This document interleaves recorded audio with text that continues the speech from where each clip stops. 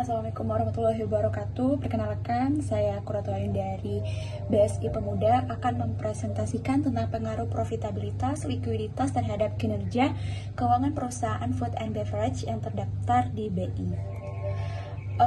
Tujuan saya mengambil penelitian ini adalah untuk mengetahui pengaruh profitabilitas terhadap kinerja keuangan pada perusahaan food and beverage yang terdaftar di Bursa Efek Indonesia. Yang kedua, untuk mengetahui pengaruh likuiditas terhadap kinerja keuangan pada perusahaan food and beverage yang terdaftar di Bursa Efek Indonesia.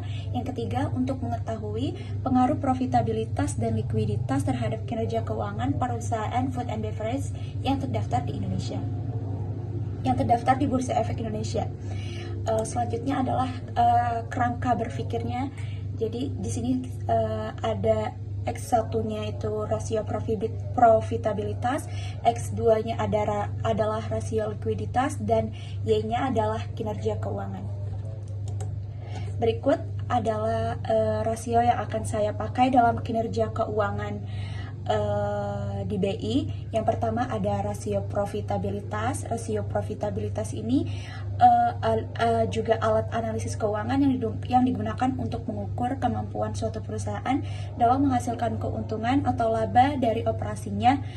Rasio profitabilitas memberikan gambaran tentang efisiensi dan produktivitas perusahaan dalam mengelola sumber daya dan operasionalnya untuk menciptakan nilai bagi para pemegang saham. Untuk rumusnya sendiri adalah net profit dibagi penjualan dikali 100%. Yang kedua ada rasio likuiditas. Rasio likuiditas sendiri adalah alat analisis keuangan yang digunakan untuk mengukur kemampuan suatu perusahaan dalam memenuhi kewajiban keuangannya yang sudah jatuh tempo dalam jangka waktu pendek. Rasio likuiditas juga memberikan gambaran tentang kemampuan perusahaan untuk mengonversi aset menjadi uang tunai atau setara uang tunai memenuhi kewajiban keuangan yang harus dibayar dalam waktu dekat. Untuk rumusnya sendiri adalah cash dibagi current liabilities. Yang ketiga ada kinerja keuangan. Kinerja keuangan ini mengacu pada evaluasi atau penilaian atas performa atau hasil keuangan suatu entitas, suatu perusahaan, organisasi non-profit, atau individu. Evaluasi ini umumnya dilakukan dengan menggunakan berbagai metrik dan rasio keuangan untuk menilai kesehatan keuangan dan efisiensi. Berikut adalah data keuangan PT Multi Bintang Indonesia dan juga Sari Guna Prima Tirta tahun 2019 dan 2023 yang saya rangkum dari Bursa Efek Indonesia. Berikut adalah laporan keuangannya. Selanjutnya ada analisa rasio keuangan PT Multi Bintang Indonesia dan PT Sariguna Prima Tirta di tahun 2019 dan 2023. Di sini sudah saya cantumkan ada net profit margin, cash ratio, dan juga ROA-nya. Selanjutnya metode analisis data. Metode analisis data yang saya gunakan adalah metode kuantitatif dan juga uji asumsi klasik, juga uji hipotesis. Untuk uji asumsi klasik dan uji hipotesis, saya menggunakan aplikasi SPSS untuk membantu perhitungannya. Berikut adalah aplikasi SPSS-nya.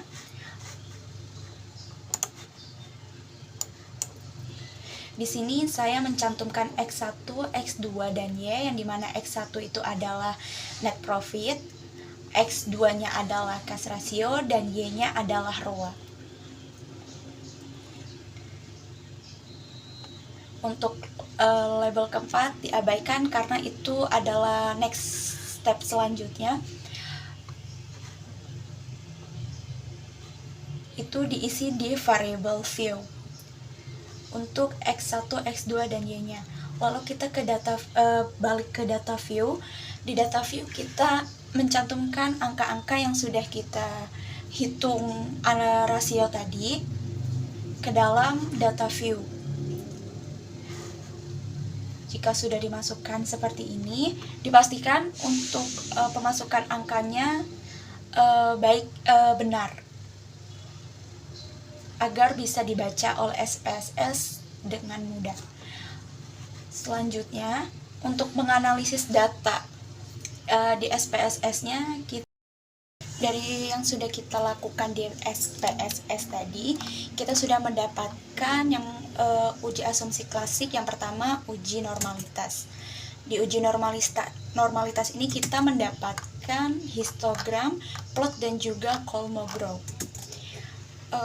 Untuk histogramnya sendiri bisa dilihat dan juga plotnya, dan untuk Kolmogorovnya hasilnya yang ada adalah nilai uji statistik 0,132, tidak terlalu besar, menunjukkan bahwa tidak ada bukti kuat untuk menolak asumsi bahwa data berasal dari distribusi normal. Lalu p-value yang diperoleh adalah 0,200, lebih besar dari tingkat signifikan yang umum 0,05, yang menunjukkan bahwa tidak ada cukup bukti untuk menolak hipotesis nol, data terdistribusi normal. Dengan demikian, berdasarkan analisis Kolmogorov yang dilakukan, tidak ada indikasi yang kuat untuk menyimpulkan bahwa data yang kita uji tidak terdistribusi secara normal. Yang selanjutnya ada uji multikolineritas. Dari hasil uji multikolineritas ini adalah variabel NPM menunjukkan potensi multikolineritas dengan variabel lain dengan model, terutama karena ada toleransinya 0,701 mendekati ambang atas yang lebih rendah. Variabel CR meskipun memiliki VIV dengan toleransi yang sama dengan NPM, nilai toleransinya 0,993 masih relatif tinggi dan tidak menunjukkan masalah multikolineritas yang signifikan. Yang selanjutnya ada uji heterodesatitas. Bisa dilihat gambarnya. Di sini titiknya menyebar, yang berarti ujian berpengaruh terhadap data yang sudah kita buat. Selanjutnya ada uji hipotesis. Uji hipotesis sendiri adalah uji T untuk menguji secara statistis apakah koefisiens regresi ini dari setiap variabel bebas dari pengaruh nyata terhadap variabel terikat.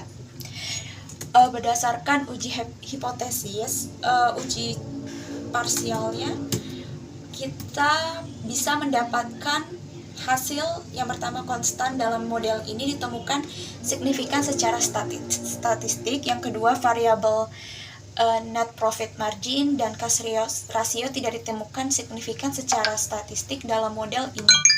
Hal ini terlihat dari nilai statistik yang rendah dan signifikasi yang tinggi, karena tingkat signifikasi yang umum digunakan adalah 0,05. Selanjutnya adalah uji F. Di uji F ini, berdasarkan hasil uji F yang dilaporkan, F sama dengan 0,223 dan signifikannya 0,805, tidak ada cukup bukti untuk menolak hipotesis 0 bahwa tidak ada hubungan yang signifikan antara variabel independen dan independen dalam model regresi ini. Oleh karena itu, model regresi ini tidak ditemukan signifikan secara statistik dalam menjelaskan variasi dalam data. Yang terakhir adalah uji determinan. Dalam uji determinan ini, kita mendapatkan nilai R2 sebesar 0,60, mengindikasikan bahwa sekitar 6,0% dari variasi dalam variabel dependen dapat dijelaskan oleh variabel independen yang ada dalam model. Nilai rendah ini menunjukkan bahwa model tidak mampu menjelaskan variasi signifikan dalam data. Lalu kesimpulan yang bisa kita ambil dari tulisan ini adalah metode analisa yang digunakan.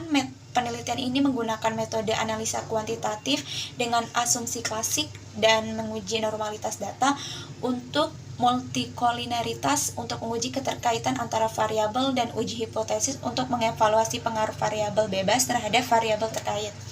Hasil uji normalitas menunjukkan bahwa data tidak menunjukkan bukti kuat untuk tidak terdistribusi secara normal. Uji multikolineritas menunjukkan bahwa variabel net profit margin memiliki potensi multikolineritas dengan variabel lain dalam dalam model. Lalu uji hipotesis menunjukkan bahwa variabel net profit margin dan CR tidak signifikan dalam pengaruh variabel ROA dalam model regresi. Sekian dari saya, terima kasih.